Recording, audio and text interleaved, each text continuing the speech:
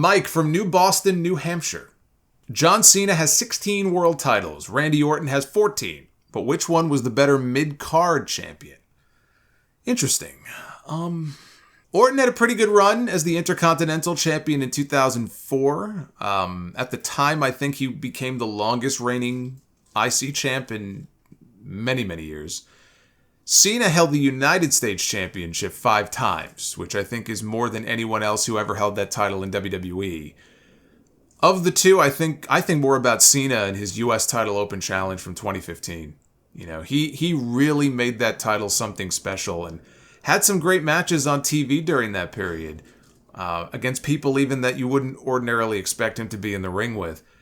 With Orton's run, the only match that really stands out to me is the hardcore match at Backlash with Mick Foley. So I've got to give Cena the edge. I think Cena was the better mid-card champion. Tay from DC. I recently saw a clip of Ric Flair talking about Scott Hall and Kevin Nash in a negative way, and I wanted to know if you knew about any animosity between the three during their runs in WWE or WCW. I believe this is an older clip of him saying this stuff. Yeah, what you're probably referring to is the Legends Roundtable that Flair was on. It aired on the old WWE 24/7 service, which was a precursor to the WWE network. I used to love those roundtables. I don't know if they have them archived anywhere on Peacock right now. Flair absolutely buried the Outsiders. He buried the NWO. He said it was the worst faction in the history of wrestling. He said it was the worst thing to ever happen to the business. He said they made a living out of destroying the entire company just to get themselves over. I love how, by the way, he says this as complimentary as he is to Hulk Hogan, because the two of them have always been friends, and he will not utter Hogan's name really in a negative light. He did not utter Hogan's name when he says that. He just says that, the NWO in general was the worst thing to happen to the wrestling business. You could certainly have that opinion, but to suggest that that was just a Hall and Nash issue and leave Hogan out of the conversation is being disingenuous. But he said that Kevin Nash has no talent. He said 0 talent. He was just a basketball player turned bouncer at a strip club who was in the right place at the right time. And then last year on his podcast, he said he only said those things out of anger. And he says the NWO is actually a great faction. So whatever it was that he was angry about, I guess he's not angry about it anymore. Maybe it was the near-death experience that he had. So maybe now he's all very complimentary of Kevin Nash and all of them. Until Nash says something negative about him, which he won't. He was very appreciative of Rick getting in touch with him after, Nash's son passed away, given that Rick also had a son who passed away.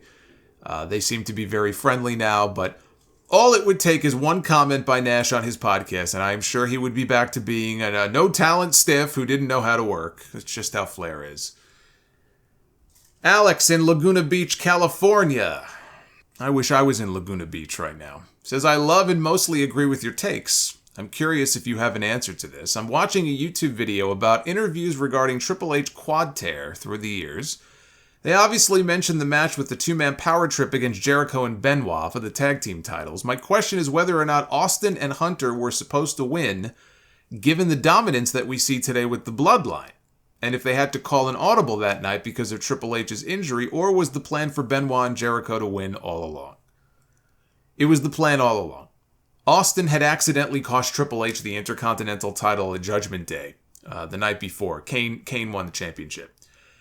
And so then the next night on Raw, the finish was to be Triple H, which it was. It ended up being this way anyway. Triple H accidentally hits Austin with the sledgehammer, and it cost them the tag team titles. So the two-man power trip was clearly going to be coming to an end soon. And I remember reading at the time that the original plan was for Triple H to go babyface and feud with Austin for the championship, probably at SummerSlam that year, which would have been a role reversal from their feud at the beginning of the year where Triple H was the heel, Austin was the babyface. If you remember, Triple H beat Austin in that 3 Stages of Hell match before WrestleMania.